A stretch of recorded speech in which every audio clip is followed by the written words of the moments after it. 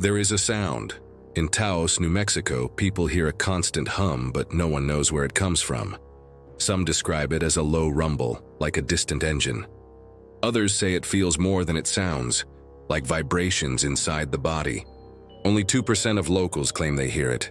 When scientists brought microphones and sensors to record it, they recorded nothing. What was it really? Mass hysteria, a medical issue, or something else? Some blamed secret military projects in the desert. Others believed it was the Earth itself humming beneath us. Decades later, there is still no answer.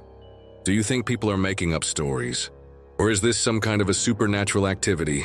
The sound never stops for those who hear it. They call it the Taos Hum. Have you experienced the Taos Hum? For more such mysteries, do like and follow our channel.